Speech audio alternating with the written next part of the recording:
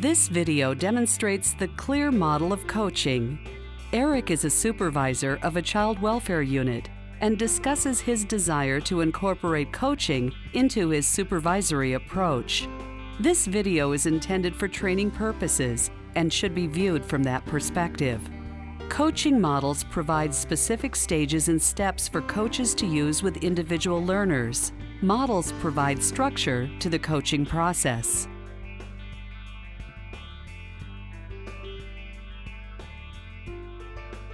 This video demonstrates a very short coaching session, during which Heather coaches Eric using the CLEAR coaching model. While Heather works through all of the CLEAR stages, each stage is abbreviated and can be adjusted based on the needs of the learner and coach. Eric is the learner and Heather is his coach. Following a training on coaching, he has asked to be coached so that he can improve his competencies when coaching his staff.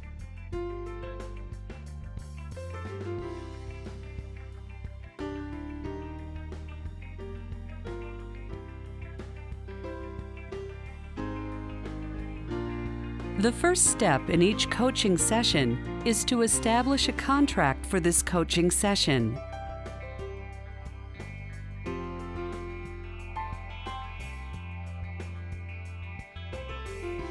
Contracting varies in how specific or detailed it will be. It depends on the learner's need.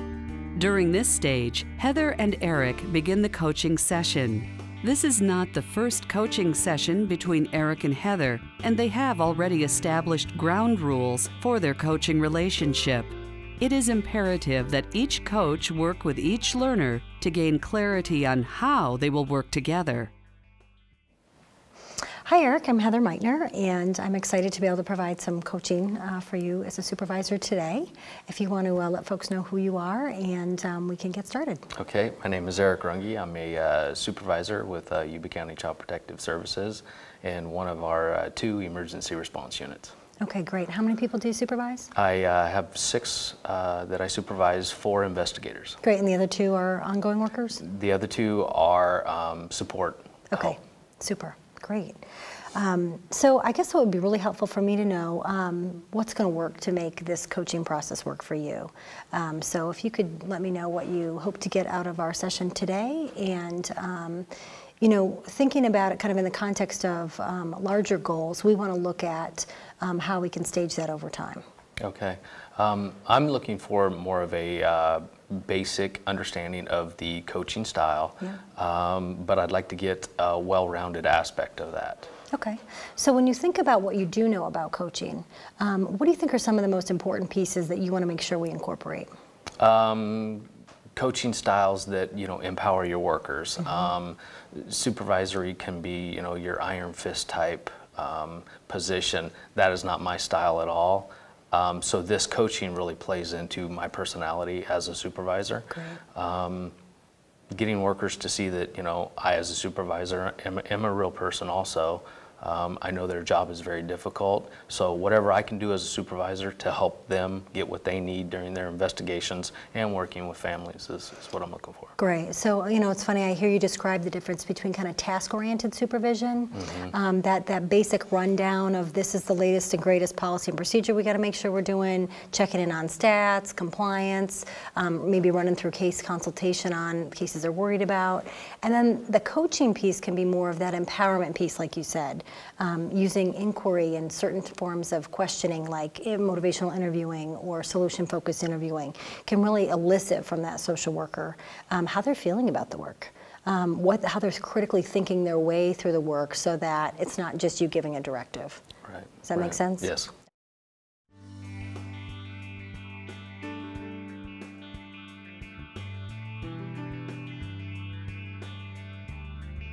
Without effective listening skills, the coach may miss opportunities to engage the learner in a meaningful process of change. Listen and watch as Heather asks questions to obtain information and elicit self-reflection from Eric. Heather moves from listening to the current situation Eric faces to helping him set goals and create possibilities for future action. So if you were to describe a perfect coaching moment that you hope to have as a supervisor, what might that look like? I think you just mentioned some of it, and the fact that a employee can come into a supervision setting with me and then be able to leave that room relieved or feeling satisfied about how they're working with a family and or the children. Great.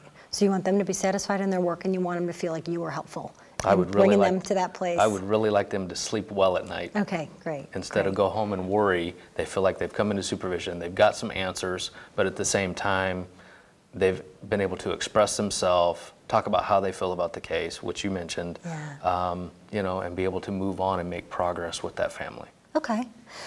You know, when we think about setting a goal like that, do you want to be able to do that in every single supervisory session? You know, where do you want to start?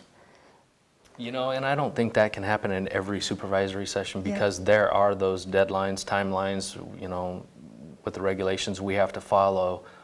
Those things are there. So sometimes supervision is task orientated. Yes. But to be able to weave in the coaching style, yeah, that's what I'm looking for. Okay, great. So on a scale of 0 to 10, 0 being, oh, I don't know about this, and 10 is I'm totally ready to get started with this, where would you say you're at? Ready to get started? Yep. I think I'm at a 10. Okay, awesome. With my ability, I think I'm somewhere around the middle of the road. We're looking at a 5. Okay, all right. So good, you gave yourself a 5 instead of a 0, so I feel really optimistic about that. Why'd you give yourself a 5? It's not my personality to be always that task-oriented person. It's not my personality to leave out the feelings of the job. So I feel like that, you know, hey, how you doing? Where you at? You know, you need a break. You need some time. What might help you? What can I do to help you? You know, help yourself through this. Great. So you feel like it's matching and aligns with who you are and what you bring to the table as a person anyway. Yes. Okay, and what would it take to move you from a 5 to a 6? What can we do today in this session to move you up one? I think that basic understanding, getting kind of that well-rounded basic idea of coaching styles, not just one piece, but maybe a little bit of everything. Okay. Yeah. All right, great. So have you had a moment that you can think about in the past, you know, a couple of months or even over the past year where you tried on some of the techniques, the solution-focused questioning, for example, or using a scaling question like I just did with you? Have you done any of that? And if you can think of a moment that works really well? What's working well? A worker identifies something that they've done with the family. It seems that they were excited about it. I asked them how they came about that. When they advised me how they came about using that kind of style, it was, okay, tell me a little more about that. And how do you think that affected the family? Getting them to understand where they were at when they were questioning or investigating something, and looking at the human element. Talking to the family as a person and not just a job to do. Right. Yeah.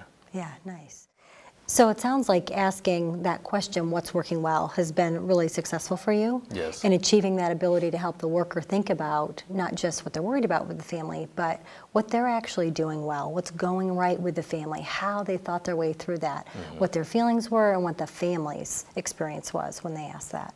And have you noticed how that impacts the social workers? Yes, they believe and feel that I am listening to what they are saying. Instead of jumping into that task, okay, you did this, move on to this. Oh, you did that, let's move on to this. We have deadlines. It slows it down a little bit. It slows the supervision down a little bit, but it is well worth it. The time is spent well. Okay, great. So that's a really key point, is to, when you slow it down just a little bit, it's time well spent, and they're walking away feeling a deeper satisfaction in the process. Absolutely. Awesome, okay. Anything that gets in the way of you doing it more often than you'd like? Definitely those deadlines, the task-orientated personality piece comes out. We've got a job to do, and boy, we're in a hurry. Yeah. You know, that is the biggest thing that always gets in the way of. Yeah. Slow down, take the time. Hey, before you get started, ask about the family. How are we doing? Little check-in. Right. Absolutely. So the time constraints are a big challenge. Anything concrete you think about doing in order to make it a priority and keep it a priority, that you do have some time each week to slow down? When I do supervision, I always have a form, kind of like a checklist, and right at the top, it says slow down. Oh, wow, that's great. So, yeah. Super. Yeah. All right, so you know that you got to do that, and the staff expect that there's going to be a moment when there's that check-in. Yes. So that's a Yeah. great start. That's excellent. What options would you like to explore to continue some of the coaching techniques or skills being implemented so that it might mitigate that time constraint issue, or it might mitigate the things that are getting in the way? Options. I'm thinking I need to use it all the time. Okay. In every setting that I'm at. Open door policy. People walk in, you know, if I'm busy, I look up and it's tell me what you want, I'll give you an answer, and we need to move on. Yeah. That's not very good coaching right there. So yeah. Yeah. So I think being able to use it all the time in every aspect of my interaction with my employees is a great place to start. What are some agreements you might set with your staff so that they know that the drive-by supervision or the pop-in supervision, you want to redirect that to become a little bit more planned, a little more thoughtful, so that they know, you know, I'm going to do my very best to create space for this discussion and not just pop out a response. You know, they come in, hey, what do I do? And you say, do this. So if you want to avoid that, what are some concrete things you might do? I think we definitely need to make agreements. Understand each other's expectations. Great. Be able to say when they pop in, hey, look, I'm really busy, I got a deadline to meet. Is it something we can talk about later, or should we go to another room and take some time? Yeah. You know, explain yourself to each other, not just assume everybody knows what each other's thinking. That's excellent. So I like that notion of making agreements. How would you be able to do more of that? So if you want to incorporate that specific skill of making agreements with each worker and setting aside dedicated time if needed in the moment, you know, like you mentioned, going to another room where there's privacy, or coming in and shutting the door so that they know they've got your undivided attention. How would you go about establishing those agreements? Just letting them know. Yeah. I think it's, my job is to supervise them. Right. I have to be there 100% of the time for them. Yes, I do get other assignments put on my plate, but they are not set with, you know, federal and state guidelines or deadlines that restrict me.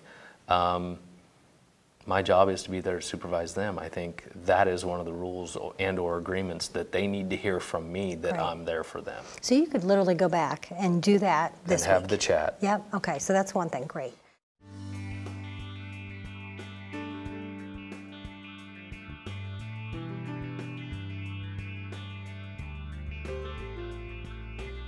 Heather has begun to help Eric identify actions he wants to take to improve his ability to slow down. She continues to ask questions to help him commit to specific actions or steps he will do following the coaching session.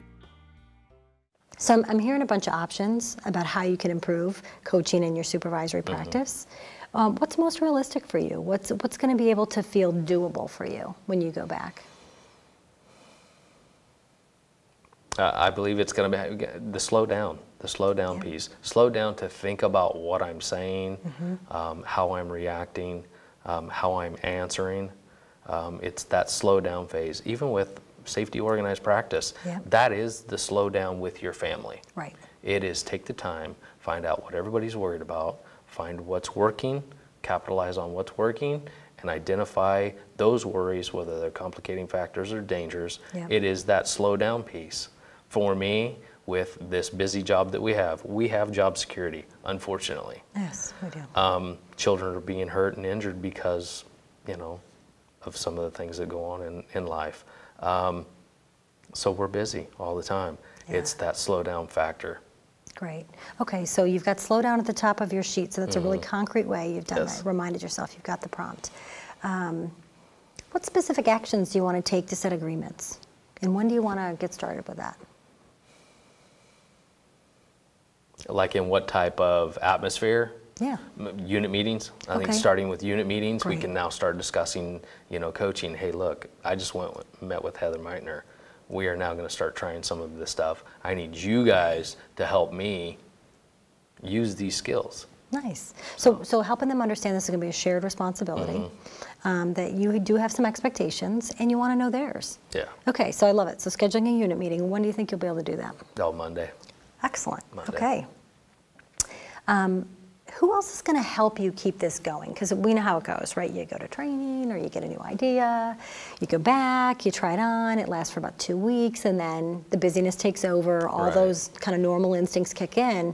We go with what we know under pressure, and if it's not second nature yet, it can fade away. Well, you made the mistake and you gave me your cell phone number, so I now have your cell phone number, so, you know, expect a call. All right. The other piece is I have a very supportive program manager. Yeah. He's very involved in safety organized practice. Yeah. He's very involved in our ability to supervise our people the way we need them to supervise. Great. To be supervised. Great. So you get support from on high in your organization. I do. That's excellent. All right, how will you know if you've been successful at setting these agreements, slowing down the supervision process, really beginning to dedicate that time when they're in that urgent place, some of the things you've outlined today? I think checking in with my workers. Great. Asking them, how's this working for you? Great. How do you think it's working for us? Excellent. Are you benefiting from it? Nice. So that feedback is going to be critical for you to know. Yes. Yeah. And, you know, I guess on a scale of 1 to 10, how committed are you to, you know, trying this plan out and then checking back in to see if, you know, it's going well, and if not, you can tweak it? I'm definitely a 10. Okay. Definitely a 10. Great. Anything else I can do to support you? Obviously, I'll pick up the phone when you call. Anything else that I could offer you, resources that might help you feel more confident? Nothing I can think of right now. Okay.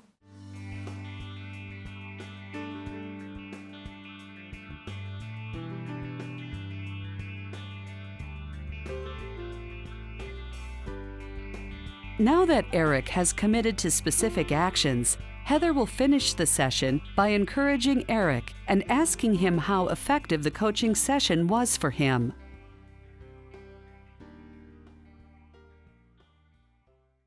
So we kind of walked through a few steps today. What worked for you about it, and any upgrades or things that you'd like to see different? What worked is being able to talk about it. Great. Being able to share some of my ideas or my practices, current practices. I haven't shared it with anybody. I haven't identified with anybody that I wrote on top of the paper, slow down. Gotcha. For you to, you know, validate that, hey, this is a slow down exercise. Yeah. It is a slow down skill. Those kind of things are working well. Being able to get the validation. Looking for more skills to be a better supervisor. Great. Yeah, I think what I've noticed about you, Eric, is that you have a passion for the work. You equally have a passion for doing the work well, and that's going to be contagious for your staff. So I think, you know, when we do this kind of work, the more relationship we have with each worker, the more grounded the work can feel, because you feel like it's in authenticity and not in this place where maybe you're walking on eggshells or you have very divergent points of view. But I'm sure there are times when you have some workers who are like not bought into whatever the it is that you're selling. So coaching can be a really nice way to help them think through, what is it about this that I'm buying into or that I'm not buying into? But I think your presence, your approach, the plan that you have feels doable. And it's baby steps. And then, you know, you wake up in a month and check in and see how it's going, and then you add more. And hopefully the slowing down will kick in as an instinct at some point, instead of giving a directive or, you know, whatever we used to do. And that's what I'm looking for. I want it to be natural. I want it to be instinctual. Great. All right, well, I think you're well on your way. All right, thanks.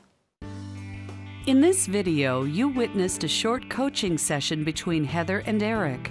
What would you have done differently? What are some other questions you may have asked Eric? And were there missed opportunities?